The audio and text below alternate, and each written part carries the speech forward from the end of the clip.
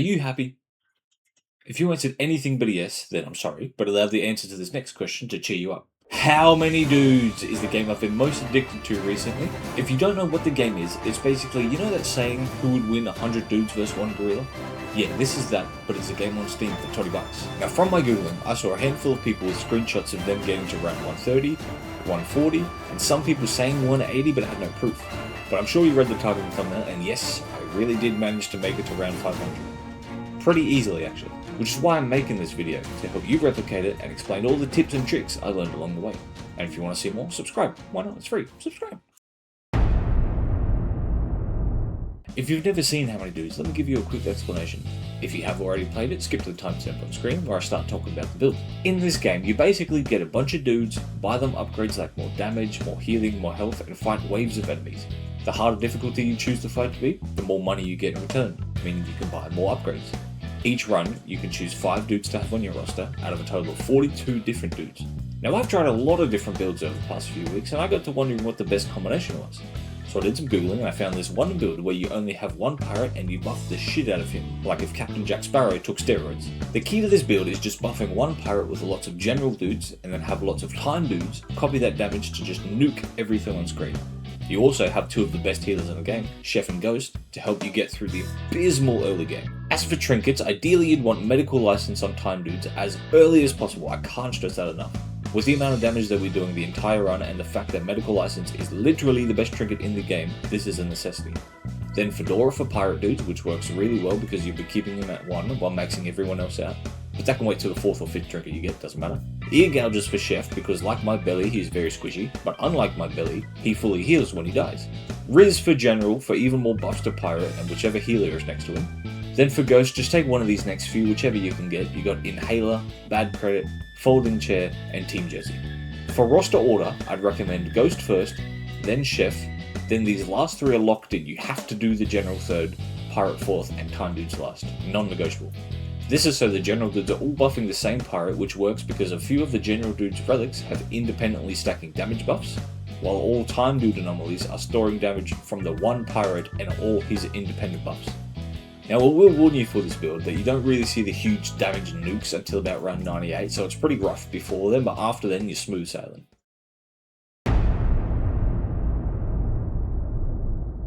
Alright, first things first, you've got to understand that the early game in this build is worse than kicking your pinky toe on the kitchen table. I mean, it is just terrible. So you really have to up your heals. And by that I mean you have to focus on taking only Ghost and Chef dudes until after round 80, prioritizing Ghost more though. Only take the time and general dudes if you have to, instead of taking a pirate, prioritizing time over general, and please God make sure to never go above 1 pirate. If you do, the run is over. Just restart. Now as for your money, you really want to make sure you're saving up for the investments for the business dude.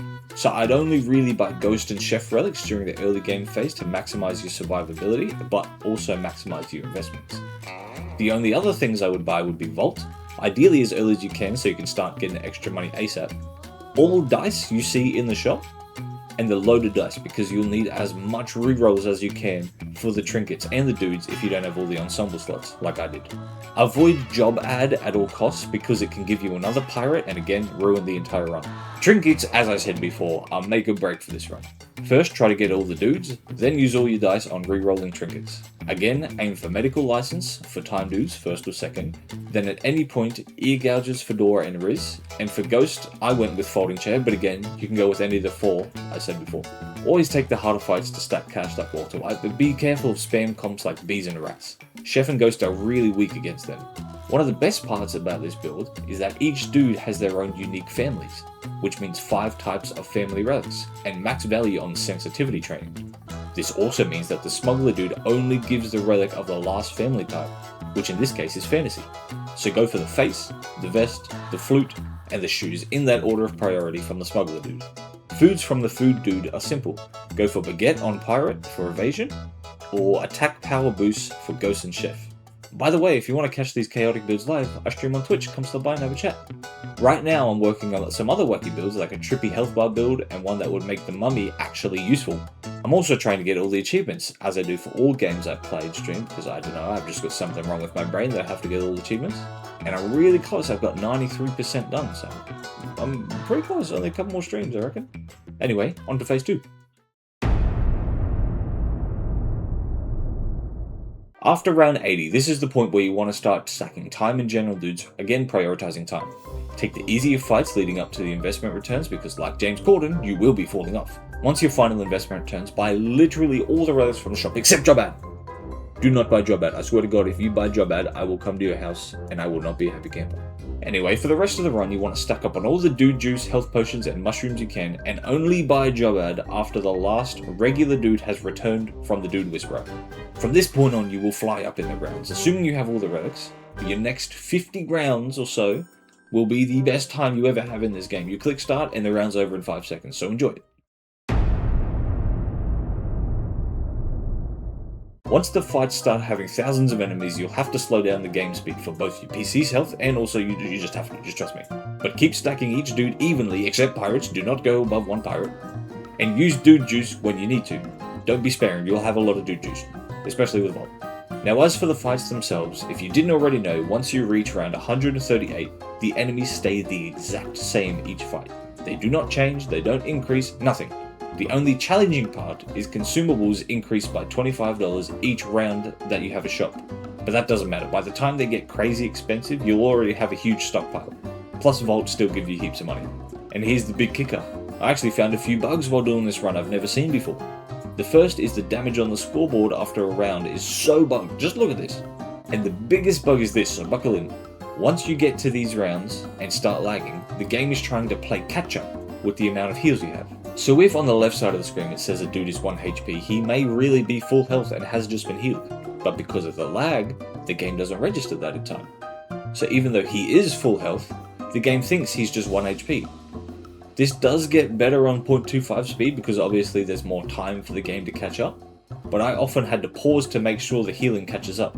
Here's how most fights looked. The stasis cube stopped them from attacking at first. Then they all did a huge wave of attacks after it wore off, killing some dudes, but then they got revived from a few different relics. Then End and Cord activated, making each dude basically invincible for 2 seconds. After End and Cord ran out is when the enemies can really start playing the game and doing damage. So I had to time pausing when all the dudes got low and the chefs ran out of burgers, so I could either use a potion or a mushroom. And while paused, I had to wait for the health of each dude to catch up and not have a big spaz out anymore. I highly recommend you do this, even though it does take a lot of time. But for me, after round 344, I had enough dudes and dude juice that I could afford to let a few die just to have it at 1 time speed instead of 0.25 speed, and this saved a lot of my mental health. Whichever speed you choose to go with, I would avoid 1.5 times. The combination of the health bug plus the lag is just a recipe for disaster. Each round at 1 time speed took me about 30 to 40 seconds, and each round at 0.25 speed took me about a minute. I know the math doesn't really add up there, but again, it's the lag. Which isn't long, but when you do 500 of them, you can see how it adds up. In fact, it was such a slog, I started doing my daily games like Wordle mid-round. Dudes. I think that's fitting. Yeah, I suspected. Not much. This goes great. TR. Trace. Maybe something like this. Bang! Anyways, that's the build. I stopped at round 503 because I just wanted to do some other runs and try some other builds. I also just got a whole new PC setup and didn't want to spend my first few days on it basically just being AFK. Because I was AFK. I ended stream and turned my face cam off and started doing chores between the rounds. Also, if anyone's curious, this is what it looks like when a nuke goes off in this build.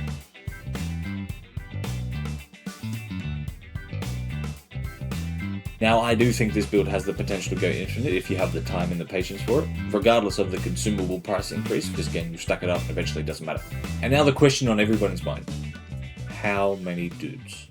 Well, I can say, from my experience, the answer is 516.